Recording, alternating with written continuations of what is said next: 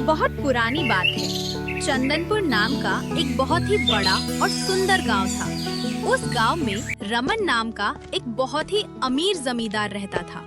रमन के पास बहुत सारी जमीनें, बेशुमार दौलत और एक बहुत बड़ी हवेली थी। लेकिन उस दौलत ने रमन को बहुत ही घमंडी और कठोर बना दिया था। एक दिन रमन अपनी हवेली के बाहर आराम से बैठा था। तभी गांव का एक बहुत ही गरीब और बूढ़ा किसान, जिसका नाम हरिया था, रमन के पास रोता हुआ आया। मालिक, मुझ पर दया कीजिए। इस बार बारिश नहीं हुई और मेरी सारी फसल सूख गई है। मेरे घर में बच्चे 3 दिन से भूखे हैं। मुझे थोड़े से अनाज और पैसों की मदद कर दीजिए। मैं कोई धर्म खाता खोलकर बैठा हूँ क्या? तुम्हारी फसल खराब हुई तो मैं क्या करूँ?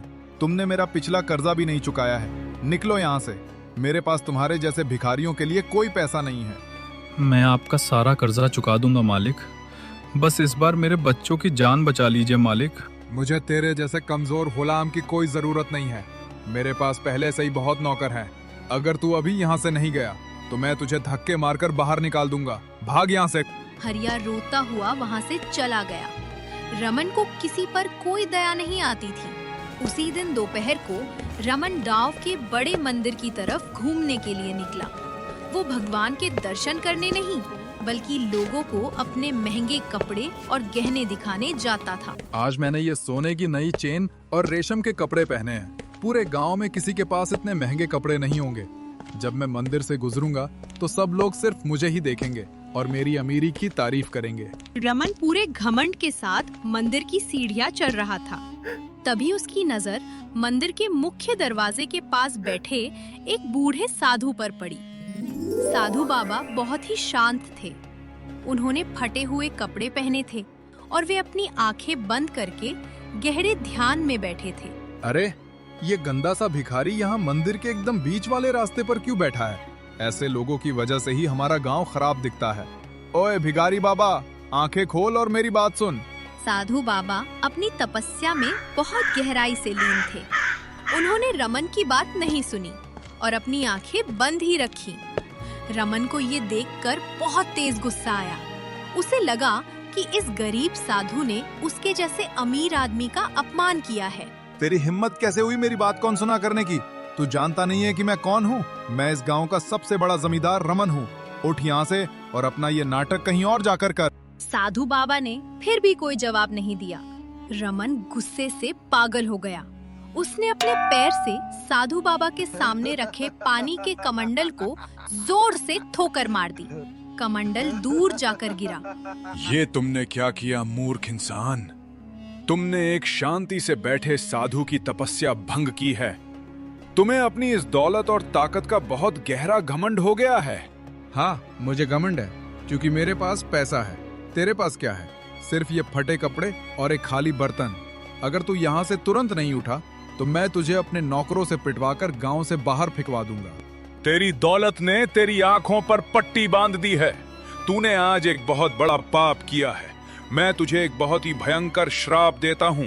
तेरा ये झूठा घमंड आज और अभी इसी वक्त टूट जाएगा। तेरा श्राप मेरा क्या बिगाड़ेगा?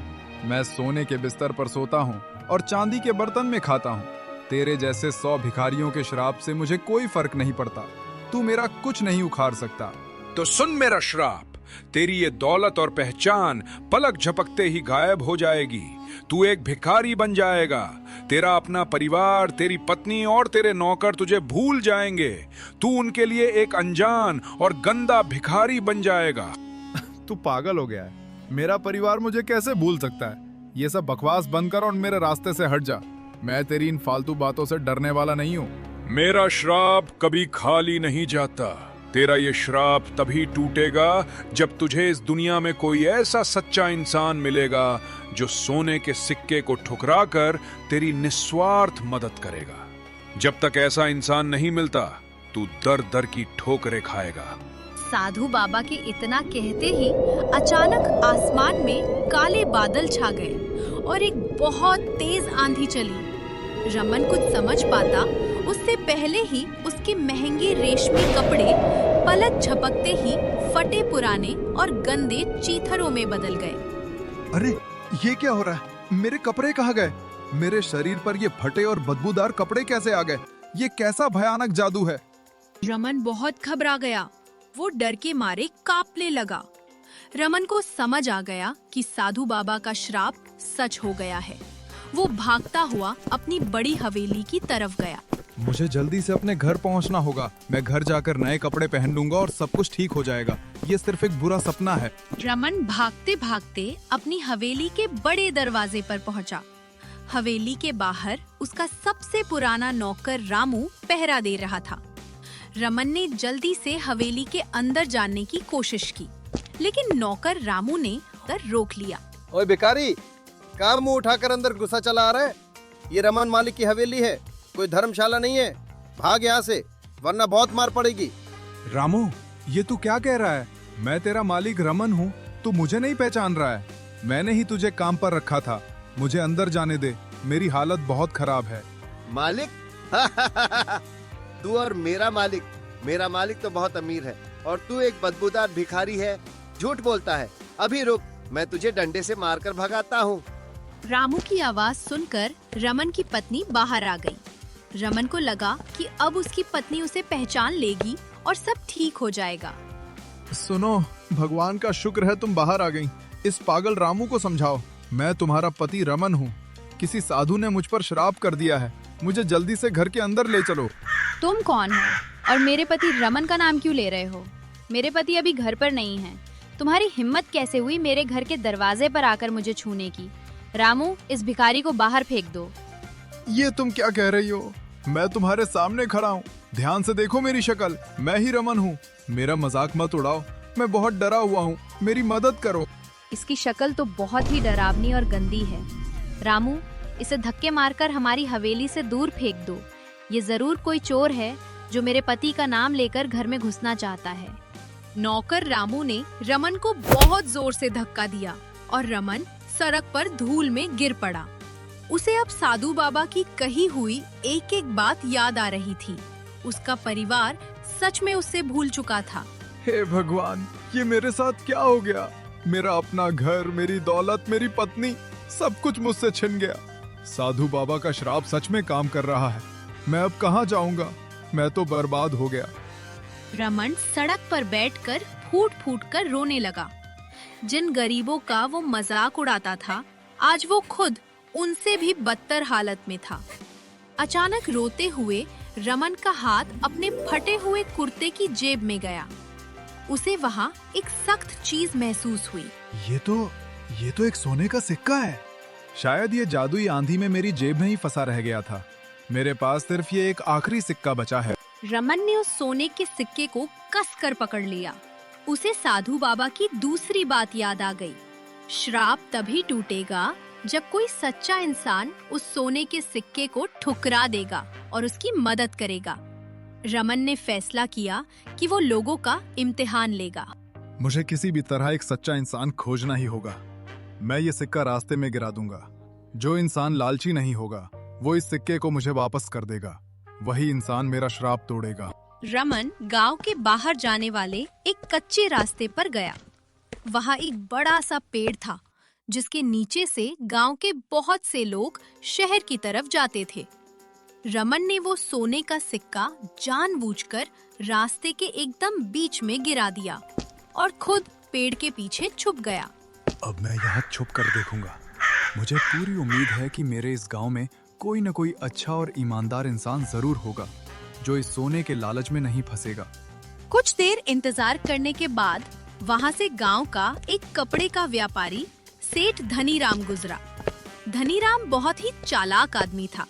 उसकी नजर रास्ते में चमकते हुए उस सोने के सिक्के पर पड़ गई। अरे बाप रे, ये क्या है?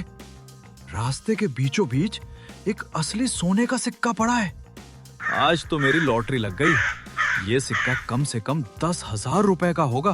सेठ धनीराम ने जल्दी से इधर उधर देखा कि कहीं कोई उसे देख तो नहीं रहा है।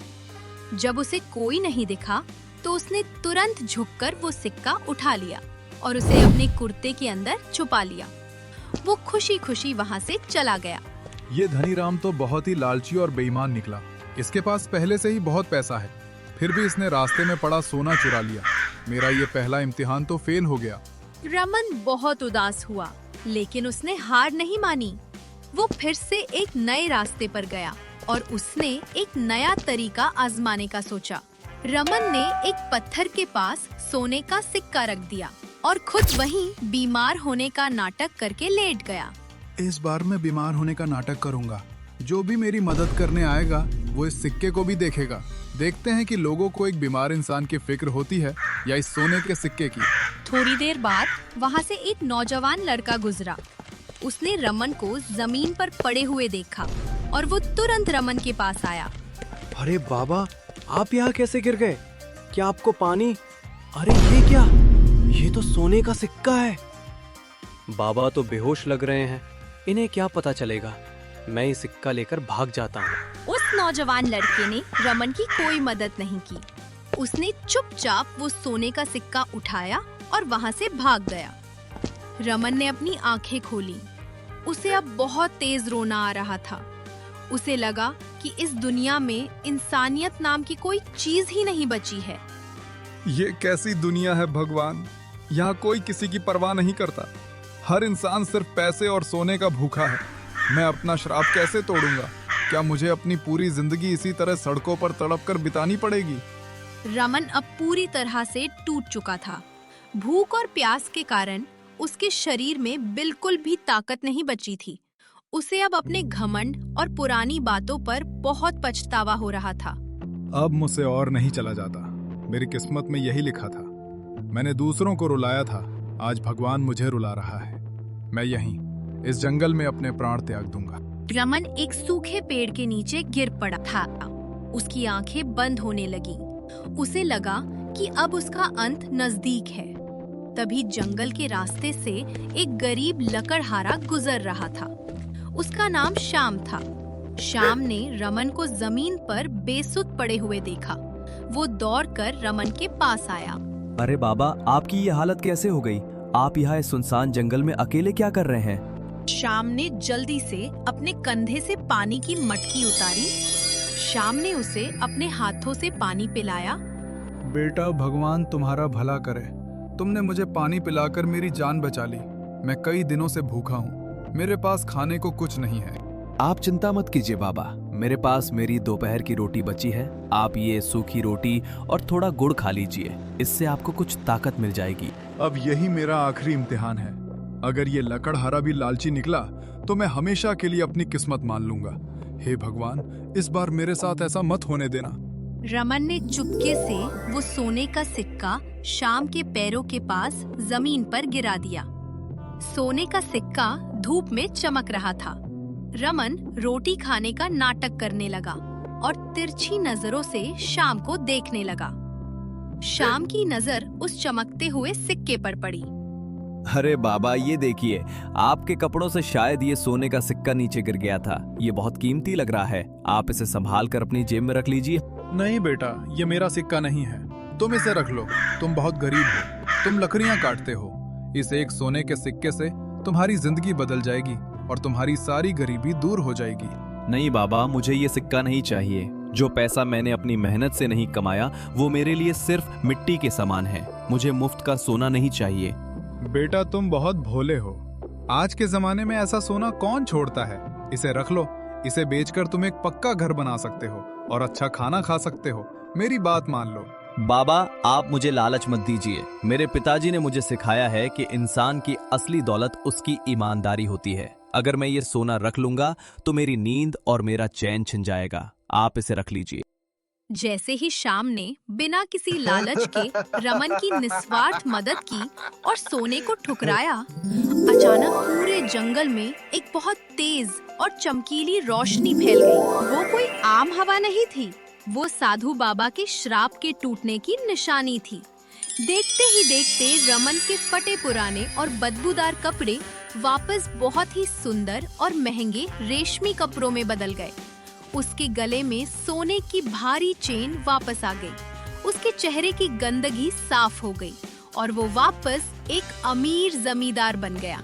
अरे बाप रे, ये क्या चमत्कार है। बाबा, आप तो अचानक से बिल्कुल बदल गए। आपके कपड़े इतने महंगे कैसे हो गए? क्या आप कोई बहुत बड़े जादूगर हैं? मैं कोई जादूगर नहीं हूँ श्याम। मैं चंदनपुर गांव का बहुत बड़ा जमींदार रमन हूँ। मुझे मेरे बुरे कर्मों और घमंड की वजह से एक भयानक श्राप मिला था। तुमने आज अपनी ईमानदारी से उस श्राप को हमेशा के लिए तोड़ दिया है। सेठ जी, इसमें एहसान की कोई बात नहीं है। मुसीबत में फंसे किसी इंसान की मदद करना ही सबसे बड़ा धर्म है। मुझे खुशी है कि आपका श्राप टूट गया और आप अपने घर वापस जा सकते हैं। रमन ने श्याम से वादा किया कि वो अब कभी किसी गरीब का मजाक नहीं उड़ाएगा और हमेशा लोगों की मदद करेगा। रमन खुशी खुशी अपने गांव चंदनपुर वापस लौट आया। जब वो अपनी हवेली के पास पहुंचा तो उसका नौकर रामू बाहर ही खड़ा था। रमन का दिल बहुत जोर से धड़क रहा था। अरे मालिक, आप आ गए? आप सुबह से कहाँ थे? रामू, तूने मुझे पहचान लिया? क्या मैं सच में तेरा मालिक लग रहा हूँ? तू मुझे अंदर जाने देगा? मुझे कोई रोक तो नहीं रहा है? ये आप कैसी मजाक वाली बातें कर रहे हैं मालिक? आप ही तो इस हवेली के मालिक हैं। आपको कौन रोक सकता है? आइए अंदर चलिए। रमन की आंखों से खुशी के आंसू छलक पड़े। साधु बाबा का श्राप पूरी तरह खत्म हो चुका था। रमन भागता हुआ अपनी हवेली के अंदर गया। उसकी पत्नी अंदर बैठी थी। रमन को देखकर वो बहुत खुश हुई। आप आ गए? मैं कब से आपका इंतजार कर रही थी। खाना ठंडा हो रहा है। आप इतने भावुक क्यों लग रहे हैं? क्या हुआ है आपको? कुछ नहीं हुआ है, बस आज मुझे समझ आ गया है कि मेरे पास दुनिया की सबसे कीमती चीज मेरा परिवार और मेरी पहचान है। मैं बहुत खुश हूँ। आज से मैं एक नया और अच्छा इंसान बनूंगा। अगले दिन सुबह होते ही रमन ने गांव के सभी गरीबों को अपने घर बुलाया। उसने हरिया किसान को भी बुलाया जिसका उसने अपमान किया था।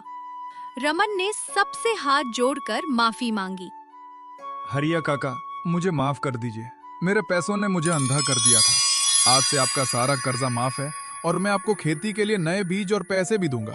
उस दिन के बाद से रमन ने अपनी बची हुई पूरी जिंदगी बहुत ही अच्छे और नेक कामों में गुजारी।